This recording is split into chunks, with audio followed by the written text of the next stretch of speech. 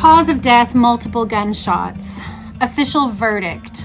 While on patrol shortly after the assassination of President Kennedy, Officer Tippit stopped a suspect who fit the description of JFK's killer that was being broadcast over the police radio.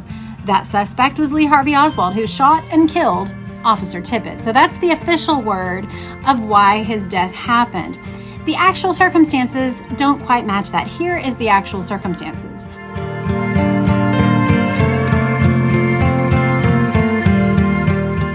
Hello and welcome back to my channel. And if you're new, then welcome. I am Jess, Connell, and I would love to earn your subscription today.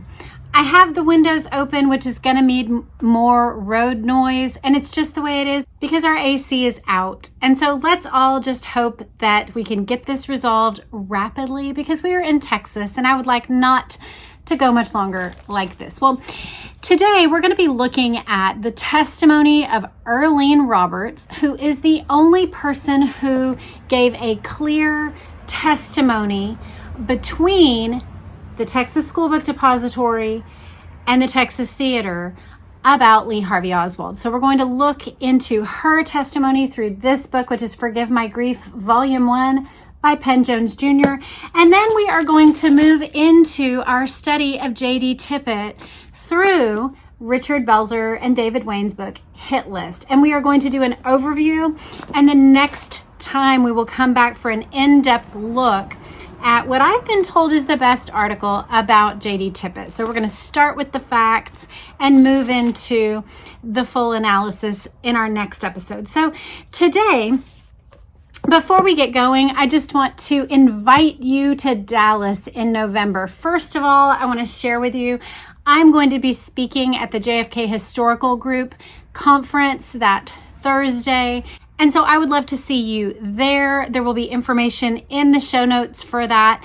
And also I will be visiting the Lancer conference as well. And they've given me a code. If you're going to Lancer, use this code to get 10% off. It's JFK10. So either of those, I would love to have you there. Those are going to be good opportunities for like crammed in learning, as well as just getting to be near Dealey Plaza at the time of the 62nd anniversary of Kennedy's assassination. So today we're going to be getting into Erlene Roberts, and the story of Erlene Roberts is one that's interesting because she was the woman who was there at the boarding house where he was residing during the time of the assassination. If you haven't seen it, I want to point you back toward the conversation that we had and the tour that we had with Miss Pat Hall. She is the granddaughter of the woman who owned this boarding house. But like she told us in that video, Erlene Roberts was the housekeeper. And a lot of people in those early days kind of misidentified who was who. Her grandmother, Pat Hall's grandmother, was the owner of the boarding house. Erlene Roberts was the housekeeper who was there throughout the day, and she is the one who saw him. So we're just going to read this chapter. It's chapter 23 in Forgive My Grief, Volume 1 by Penn Jones Jr. The subtitle is A Critical Review of the Warren Commission Report on the Assassination of President John F. Kennedy. As soon as the Warren Report was made available, this writer realized Mrs. Erlene Roberts was an important witness for two reasons. Her testimony was startling, and there was a glaring gap in the questioning by commission attorneys. This writer spent many days over the past 2 years searching for Mrs. Roberts, to no avail. So just so you know, Penn Jones Jr. was one of the Dallas area reporters who, in the years following the JFK assassination, did a lot of exactly what he's describing, trying to track down witnesses and get additional statements, get additional information or clarity on points where perhaps a line of questioning was dropped or just not pursued at all by the Warren Commission. Now, Mrs. Roberts has joined that long list of persons who had first information, but are now dead. This lady shunned the public from the time her testimony was recorded. She complained at that time of third-degree treatment, Apparently, she was convicted of driving while intoxicated in Dallas, which may have added to her desire for privacy. It is difficult for this writer to believe that a person suffering as she was, with a serious case of diabetes, could be guilty of DWI, or driving while intoxicated. We know of no reporter who interviewed Mrs. Roberts after she gave her testimony. When a witness's testimony indicated conspiracy, the Warren Commission showed flexibility of methods in destroying the credibility of such witness. Here is testimony of Mrs. Erlene Roberts telling of the Dallas police car, which drove up and stopped in front of Oswald's rooming house while he was in the room after President Kennedy was killed. Mr. Ball, did a police car pass the house there and honked? Yes. When was that? He came in the house. When he came in the house? When he came in the house and went to his room, you know how the sidewalk runs? Yes. Right direct in front of that door, there was a police car stopped and honked. I had worked for some policemen, and sometimes they would come by and tell me something that maybe their wives would want me to know, and I thought it was them, and I just glanced out and saw the number, and I said, "Oh, that's not their car," for I knew their car. You mean it was not the car of the policeman you knew? It wasn't the police car I knew, because their number was 170, and it wasn't 170, and I ignored it. And who was in the car? I don't know. I didn't pay any attention to it after I noticed it wasn't them. I didn't. Where was it parked? It was parked in front of the house at 1026 North Beckley. And then they just eased on the way it is. It was the third house off of Zang's, and they just went on around the corner that way. Went around what corner? Went around the corner off of Beckley on Zang's. Going which way? Toward town or away from town? Toward town. Which way was the car facing? It was facing north, toward Zang's. Toward Zang's, for I was the third house right off of Zang's on Beckley. Did this police car stop directly in front of your house? Yes, it stopped directly in front of my house, and it just tip. And that's the way Officer Alexander and Charles Burnley would do when they stopped, and I went to the door and looked and saw it wasn't their number. Where was Oswald when this happened? In his room. It was after he had come in his room? Yes. Had that police car ever stopped there before? I don't know. I don't remember ever seeing it. Have you ever seen it since? No, I didn't pay that much attention. I just saw it wasn't the police car that I knew and had worked for, so I forgot about it. I seen it at the time, but I don't remember now what it was. Did you report the number of the car to anyone? I think I did. I'm not sure because at that particular time I remembered it. You remembered the number of the car. I think it was 106. It seems to me like it was 106, but I do know what theirs was. It was 170, and it wasn't their car. It was not 170. The people I worked for was 170. Did you report that number to anyone? Did you report this incident to anyone? Yes, I told the FBI and the Secret Service both when they was out there. And did you tell them the number of the car? I'm not sure. I believe I did. I'm not sure. I think I did because there was so much happened then until my brains was in a whirl. She has a really unique speaking style, doesn't she? Like very down home, Southern, a little bit undereducated, but able to communicate what she means. She just uses a lot of colloquialisms and, just conversational language to communicate. On the 29th of November, so that would be 1 week after the assassination, Special Agents Will Griffin and James Kennedy of the FBI interviewed you, and you told them that after Oswald had entered his room about 1 p.m. on November 22nd, 1963, you looked out the front window and saw a police car numbered 207. No, 107.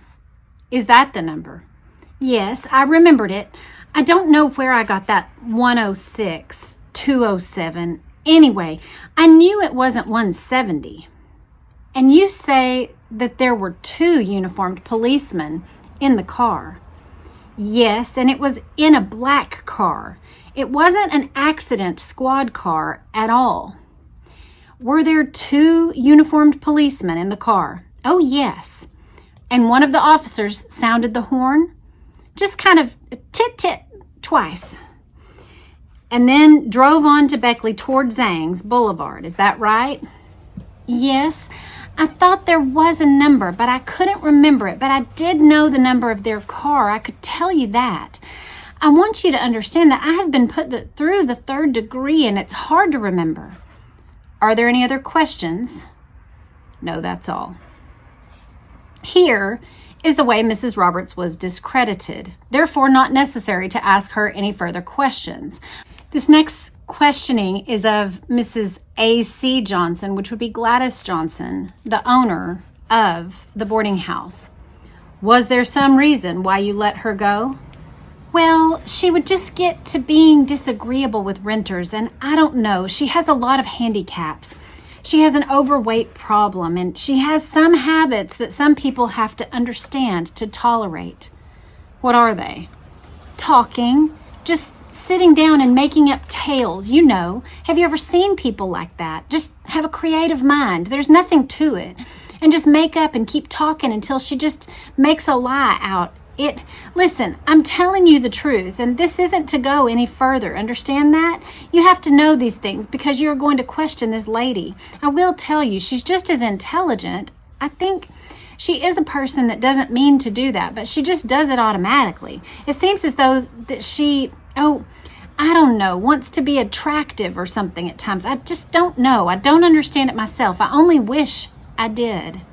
So you understand, they said, basically, they interviewed the housekeeper. The way they had discredited her was by talking to the owner who had fired her and said she's overweight, she has bad habits, she talks and makes up lies, she just sits down and starts talking to people and people don't understand it. You guys, can you see I am really glistening here? I'm really quite very much wishing for AC to work right now. Well, William Whaley, the cab driver who took Oswald to his rooming house, is dead of a 2-car crash on the Trinity River Bridge in Dallas. Whaley is the first Dallas cab driver to be killed while on duty since 1937, but details on Whaley's accident are not available. Whaley had a chance to talk to Oswald alone after the assassination of President Kennedy. So that's where that leaves. So what I want to draw out from that is Erlene Roberts, the housekeeper, said that Oswald came back. He came back around 1 while he's back in his room, which is right there near the front door. It's really not far. If you've watched that video, you know it's right past the little dining area. The police car pulls up in the front, does tap tap on the horn, and she looks out enough to see, is that the people that I know? It's not. So she goes on her way, but she thinks she remembers the number. So that's all that. The other person who he lists that's dead is William Whaley, the driver of that taxi cab. Now, we don't know if that is significant because, as Penn Jones points out, he would have been the last person to speak with Oswald, or because he was actually pulled into it to lie, because as Oswald and Roger Craig both reportedly said, Oswald got a ride with someone in the car that belongs to Mrs. Paine. So we don't know which way Oswald got across the Trinity and back to Beckley, but whether or not it was William Whaley, he would have been able to testify to the last conversation with Oswald or to the fact that someone actually brought him in to tell this tale, but it actually wasn't true. Either way, he was an important witness, and he died in the first cab driver accident in like almost 40 years. Very, very interesting. Okay, so that gives us the Oswald line that traces through whether or not Roger Craig was telling the truth about how he got across. He either got across in the vehicle that belongs to Mrs. Paine, which is what Roger Craig and reportedly Lee Oswald testified, or he got across in that cab by William Whaley. Either way, he got across, he came to the rooming house, he gathered himself together quickly. There's a tit-tat from the police car, and then the police car eases away. Some people believe that then Oswald hopped in and got a ride over to the Texas Theater. And then others think he hit the pavement and went down to the Texas Theater. We're going to move on to Richard Belzer's book, Hit List. It has a whole section called Important Background Information. I mean, this book, you guys, we have read from this book a few different times this year. And if you don't know, it is 50 different deaths that are associated with the Kennedy assassination.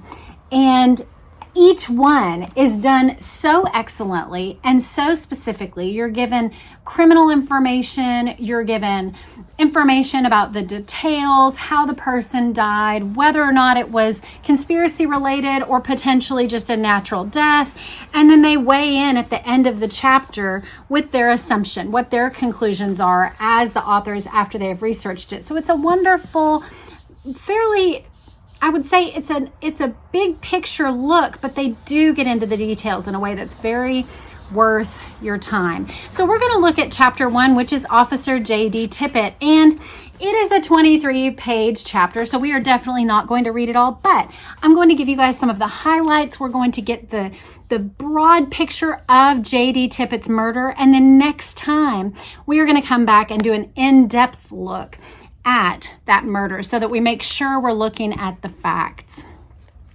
Officer JD Tippit, veteran officer, Dallas Police Department. This is his photo here. Cause of death, multiple gunshots. Official verdict. While on patrol shortly after the assassination of President Kennedy, Officer Tippit stopped a suspect who fit the description of JFK's killer that was being broadcast over the police radio. That suspect was Lee Harvey Oswald, who shot and killed Officer Tippit. So that's the official word of why his death happened. The actual circumstances don't quite match that. Here is the actual circumstances. Officer Tippit was out of his assigned patrol area and behaving in an extremely erratic manner, which some have even described as frantic. Here are some of the inconsistencies. There are 10. Number 1, Officer Tippit was not where he was directed to be after the assassination of President Kennedy, and he even lied about his whereabouts when he was asked his location by police dispatch. He was not just a little bit out of his area either. He was in a dramatically different location. Number 2, mere minutes after the assassination of the president, a Dallas police car pulled up and stopped in front of Oswald's apartment window, honked twice, and then left. Right after the police car honked, Oswald left his apartment. If it was an authentic Dallas police car, the only car in that area was Tippit's. Number 3, in the minutes before his death, Officer Tippit behaved in a wild, seemingly erratic manner, as though he was frantically searching for something. Number 4, the suspect that Officer Tippit stopped did not match even the very broad description of the president's assailant that had been broadcast on the police radio. Number 5, according to eyewitnesses, Officer Tippit conversed amiably with the suspect for about a minute. Witnesses assumed they were friends and that there was nothing out of the ordinary taking place. Number 6, due to a timing issue which we cover in detail below, it is virtually impossible that Oswald could have been in the location where Tippit stopped the suspect at the time that the incident took place. Number 7, officers at the scene described the murder weapon at the Tippit crime scene as an automatic. Oswald was found with a revolver. And there are dramatically different ballistics between the two different types of pistols. Number 8, officers also found a wallet at the Tippit scene containing IDs with the names Lee Harvey Oswald and Alec Heidel. The name Alec Heidel was a well-known floating alias used by military intelligence covert operatives at that time. By floating alias, I believe they mean it wasn't just assigned to one person. Like, this is your Susan Jenkins. That's your alias. It was more like Susan Jenkins is one that we all kind of use when we need a second name to use for something. So that's what Alec Heidel was. Number 9, the great majority of eyewitness descriptions at the crime scene identified Officer Tippit's assailant as very unlike Lee Harvey Oswald. Some also saw 2 men involved in the shooting.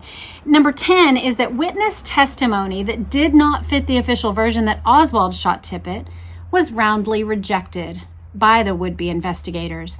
Witnesses were threatened, intimidated, and in some cases even shot at. It is little wonder under those circumstances that some witnesses eventually changed their testimony to fit the official version of events. They start out this way. People tend to forget that the first mysterious death associated with the JFK assassination was actually that of Dallas police officer JD Tippit, which occurred very shortly after the shots were fired at President Kennedy. Officer Tippit was one of the few Dallas police officers not assigned to the area of the president's motorcade. He was patrolling the Oak Cliff area of Dallas in accordance with his orders for that day. Shortly after 1 p.m., Tippit, alone in his patrol car, was seen stopping his car near an individual who was walking along East 10th Street. Witnesses who clearly observed the incident reported that there did not seem to be any trouble. To the contrary, Officer Tippit simply seemed to be chatting amiably with the man. In fact, the unidentified man was standing near the curb and leaning down with his hands on the passenger side door of the car, which apparently had the passenger window down as the two conversed. As further evidence that it didn't appear confrontational, witnesses observed that at no time did Officer Tippit draw his weapon, nor did he direct the individual to adopt a less casual position. There was no hands on the car, feet back, spread them, or anything of that nature. For all intents and purposes, they seemed to be speaking amiably. At that point, Officer Tippit got out of the car and began walking toward the front of his squad car toward the man on the other side, with his hand placed on the butt of his gun. Before Officer Tippit even reached the front of the car, the man fired 3 shots into Tippit's chest, then walked around the back of the car and fired a 4th shot directly into his head, killing him instantly. The suspect appeared to be very professional and confident. He calmly walked away, quote, and took the shells up in his hand, and as he took off, he threw them in the bushes, more or less like nothing really.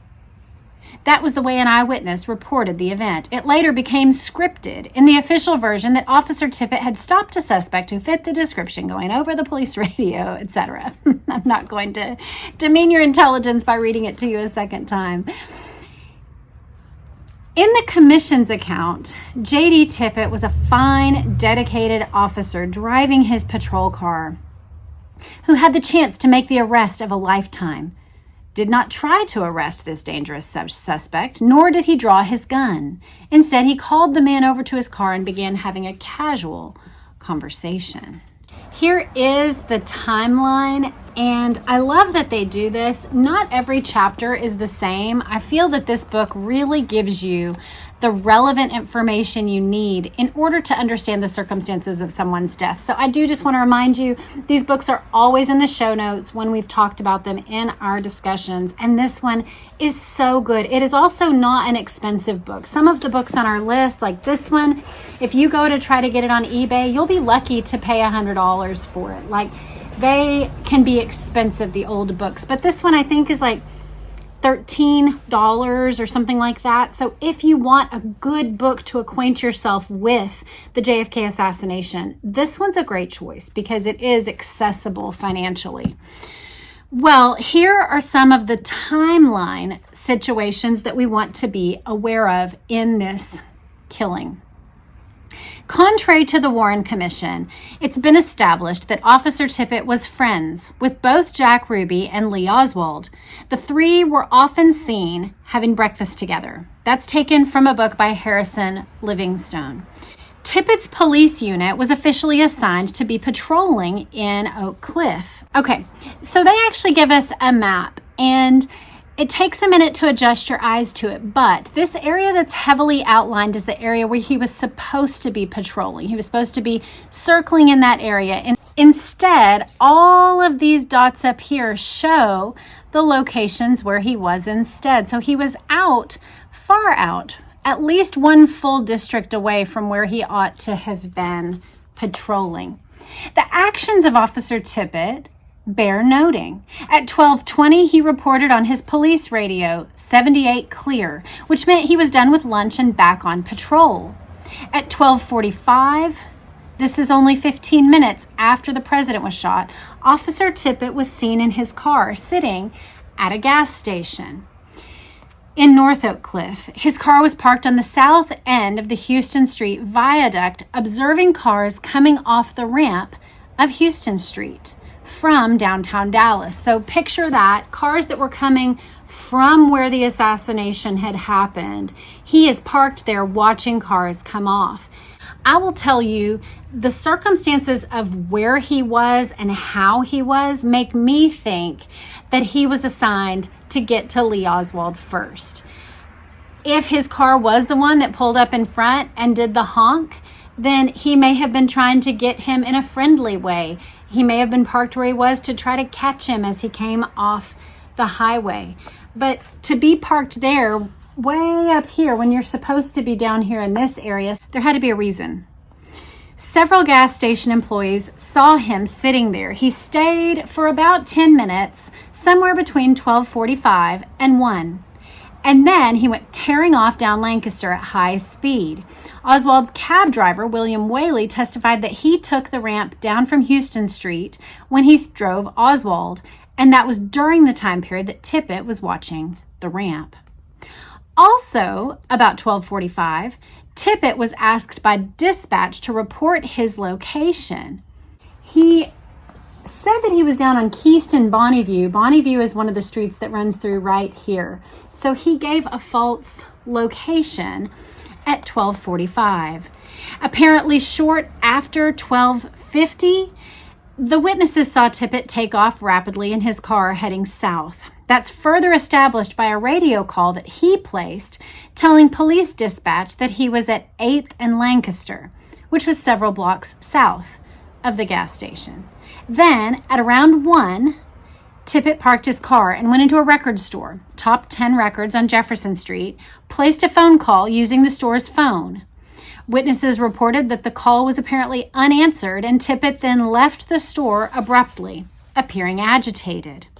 At 1:03, Officer Tippit received a call from dispatch over his police radio, to which he did not respond. Rather than reporting to the Triple Underpass in downtown Dallas, as most Dallas police units did, Officer Tippit was quite apparently looking for someone or something. Professor William Pulte summarized his events in this way in a writing by William M. Drenus. The article is Car Number 10, Where Are You? From October 1998. Here is his description. Tippit's movements are consistent with the actions of a man frantically looking for someone. He got back in his police car and, traveling west on 10th Street, passed a car being driven by an insurance salesman, James Andrews. Contrary to police procedure, Tippit did not put on his siren and pull the car over from behind. He passed Andrews' car, cut in front of him, and stopped on an angle, blocking the car. He got out of his police car and rushed to the driver's side of Andrews' car, reportedly directing his attention to the floor area between the seats. Not seeing whatever it was that he was apparently looking for, he then rushed back into his car, reversed directions, and sped away quickly to the east. According to a witness who was driving behind Tippit's police car at that point, Tippit slammed on the brakes of his car, stopping so rapidly that the driver behind him was unable to stop in time and hit the rear bumper of Tippit's police unit. Tippit was completely unconcerned with the matter, and rather than tending to this collision, he backed up rapidly towards the curb near 10th and Patton. Officer Tippit was then observed by several witnesses talking to a pedestrian through the passenger side of the police car. According to witnesses, the two conversed amiably and casually for about a minute. According to the Warren Commission, that pedestrian was Lee Harvey Oswald. According to many eyewitnesses, however, that man did not fit Oswald's description. Also, after the shooting of the president, the landlady at Oswald's rooming house, Erlene Roberts, observed Oswald going into his room. Shortly afterwards, she saw a Dallas police car stop in front of the rooming house. 2 honks came from the driver of the police car, who then drove away, and Oswald soon left the rooming house. If the car was actually a unit from the Dallas police, it had to be Tippit's because he was the only unit assigned to the Oak Cliff area of Dallas that day. Very interesting, very difficult to make this out. We need to all take note of the time frames. This becomes crucially important when you look at accounts in the Texas theater by those employees of when Oswald showed up, whether or not he bought a ticket, whether or not he bought popcorn, and how many seats he took, as well as whether or not he was there before the opening credits. So all of that is part of how we discern Oswald's location in regard to Tippit. And it's very confusing, it's very interesting, and it's very significant because, as I said in the last video, this killing is one of those things that people point to as, well, he killed a cop. So obviously he was trying to hide something, like the fact that he was the president's murderer. Oswald's whereabouts at 1:04 p.m. were pinpointed by his landlady, who looked out of the window and saw Oswald standing at the bus stop at that time. At 1:06 p.m., only 2 minutes later, Officer Tippit, by some reports, had already been shot and lay dead on the ground.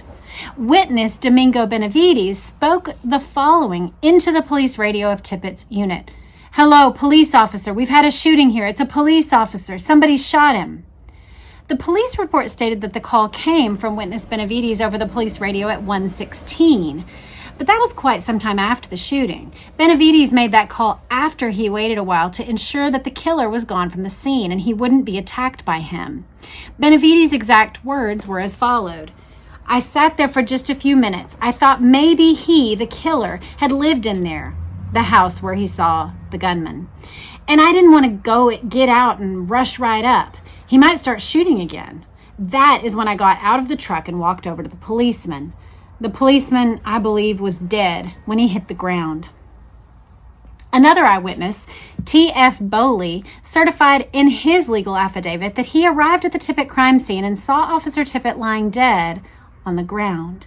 He looked at his watch and it was 1:10 p.m., so already dead at 1:10. The assailants were long gone, and there were already several bystanders looking at the crime scene, so the shooting had to have happened at least a couple minutes before that. Therefore, when the facts are examined closely, 1:08 p.m. appears to be the accurate approximation of the latest possible time of the shooting. The crime scene was at 10th and Patton, over a mile away from the bus stop where Oswald was placed at 1:04. And the bus that came by during that time span was traveling in the opposite direction of 10th and Patton. There wouldn't have been time for Oswald to walk 1 mile, then converse with Officer Tippit for about a minute prior to his murder at 1:08 p.m. That point was hammered home by Jim Garrison, the only man to officially pursue and prosecute the assassination of President Kennedy. District Attorney Garrison put the time of the shooting at 1:06. So we have some discrepancies about the time. First of all, given what was known about Oswald's movements, it was highly improbable that he could have been physically present at the time of Tippit's murder. According to several eyewitnesses at the scene, Tippit was shot anywhere from 1:06 to 1:10 p.m. Deputy Sheriff Roger Craig, who was at the book depository at the time, confirmed this. When he heard the report of Tippit's death on the radio, he looked at his watch. It was 1:06.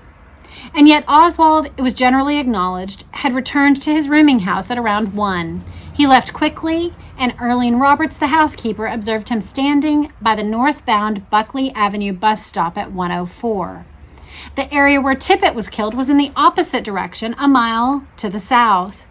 Using the broadest interpretation of the time element, even if Oswald had changed his mind about the bus and run southward, it was virtually impossible for him to have arrived at the scene before the shooting of the police officer.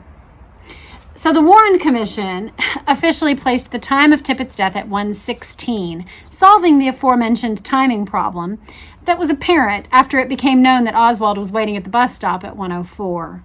The Warren Commission also concluded that Tippit stopped Oswald because he fit the description of the president's assassin that had been broadcast over the police radio. We are given the verbatim broadcast. Attention all squads. The suspect is believed to be a white male, age 30, 5 foot 10 inches, slender build, 165 pounds, armed with what is thought to be a .30-30 rifle. No further description or information at this time. Thus, the broadcast description was for a suspect that was neither short nor tall, a man that was neither large nor small, and neither young nor old. It was a description for an average white guy, while Oswald, a slight young man at 24 years of age and only 131 pounds, was not a good fit for this description. And thus, while there was no known reason in his appearance or behavior to arouse suspicions, the same cannot be said of Tippit. Aside from there being no adequate explanation why Tippit stopped Oswald, the fact is that Tippit was not on his routine patrol, as the Warren Commission claimed. For reasons that remain suspicious, Tippit had left his assigned patrol area in District 78 in South Dallas and had driven to Oswald's neighborhood. We are going to stop it there. That gives us enough of a look at the difficulty that we have between Erlene Roberts' testimony, the testimony of eyewitnesses at the time, and the facts surrounding the actual death of JD Tippit. Come back next time, and we are going to be reading an article by Larry Harris, one of the JFK assassination research classic authors. This article was brought to my attention by Matt Douthat as the best overall look at the JD Tippit murder. So we're going to look at that together. Come back next time and we will get into the weeds with the JD Tippit murder. Let's kind of put our questions on hold. I mean, you can definitely add them to the comments, but let's stay in a state of suspension of disbelief and just open our minds to learn. We're going to learn a great deal more next time when we come back. I also want to remind you about JFK Historical and Lancer in November. The code for Lancer is JFK 10. So I would love to see you at either of those. I hope you have a great day. Bye.